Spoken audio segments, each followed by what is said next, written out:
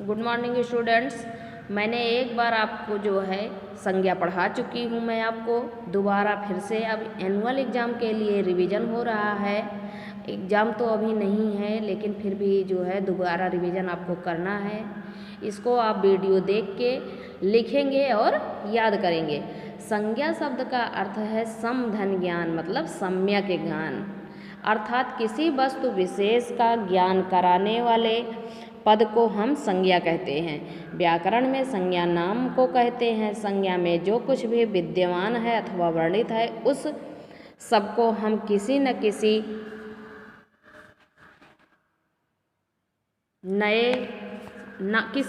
नाम से ही जानते हैं। यह नाम ही संज्ञा है, जैसे राम, सीता, शेर, नदी, राज्य, ईश्वर, देवता, सूर्य, भूख, पानी आदि। संज्ञा की क्या परिभाषा है? किसी प्राणी, वस्तु, स्थान या भाव के नाम को संज्ञा कहते हैं। किसी प्राणी, वस्तु, स्थान या भाव के नाम को हम संज्ञा कहते हैं। जैसे उदाहरण है, प्राणी है पुरुष, स्त्री, बच्चा, रमेश, गरिमा, घोड़ा, बिल्ली, कुत्ता, सांप इत्यादि। वस्तु है चित्र, पतंग, कुर्सी, मेज, बोतल, कागज, बर्तन, पुस्तक, कलम, मतलब जो चीज़ हमको दिखाई दे रही है सब संज्ञा है। स्थान है देश, राज्य, नगर, शहर, गांव, दिल्ली, भारत, गली, द्वीप। भाव है सुख, दुख, गरीबी, मिठास, बुढ़ापा, सर्दी, गर्मी, लंबाई, चौड़ाई, हरियाली आदि। अब संज्ञा के भेद हैं। संज्ञा के 3 भेद होते हैं: व्यक्तिवाचक संज्ञा, भाववाचक संज्ञा और व्यक्तिवाचक संज्ञा, जातिवाचक संज्ञा और भाववाचक संज्ञा। नंबर 1 है व्यक्तिवाचक संज्ञा। जिस संज्ञा शब्द से किसी विशेष प्राणी, वस्तु अथवा स्थान का बोध हो उसे व्यक्तिवाचक संज्ञा कहते हैं। जैसे राजन, काजल, कनिका, टॉमी, कुत्ता, लूसी, बिल्ली, काली, लाल किला, ताजमहल, रामायण, महाभारत, भारत, दिल्ली, अमेरिका आदि। उपर्युक्त उदाहरणों में सभी शब्दों से किसी विशेष प्राणी, वस्तु और स्थान का बोध होता है। राजन कहने से केवल एक ही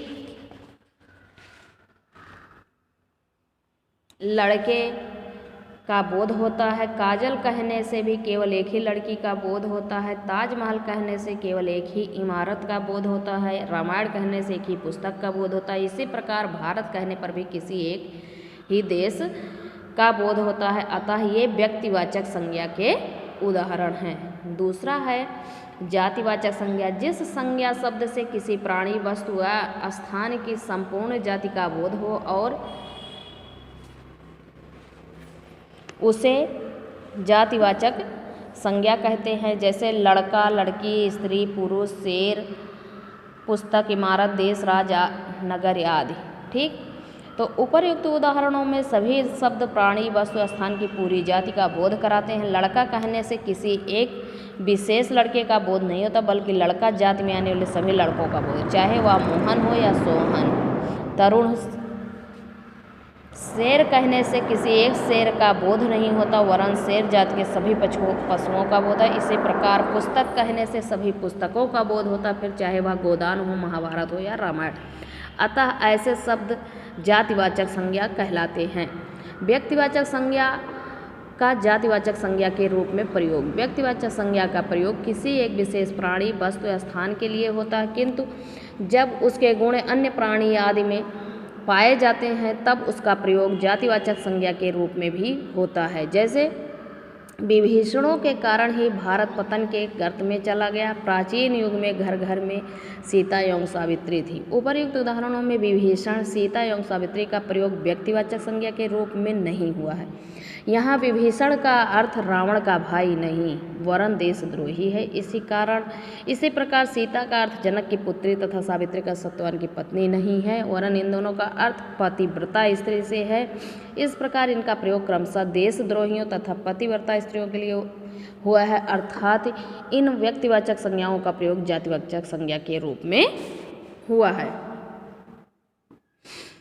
जातिवाचक संज्ञा का व्यक्तिवाचक संज्ञा के रूप में प्रयोग। जातिवाचक संज्ञा का प्रयोग संपूर्ण जाति का बोध कराने के लिए होता है, किंतु कुछ जातिवाचक संज्ञाएं व्यक्ति विशेष के लिए रूढ़ हो गई हैं। जैसे नेताजी ने आज़ाद हिंद फौज नामक सेना का गठन किया। शिवरात्रि के दिन महादेव पर जल चढ़ाते हैं।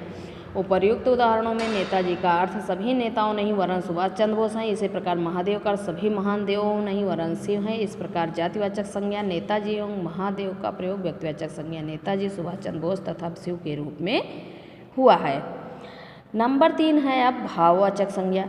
जिस संज्ञा शब्द से मन के भाव, गुण, दोष, अवस्था, कार्य आदि का बोध हो उसे भाववाचक संज्ञा कहते हैं। इन्हें केवल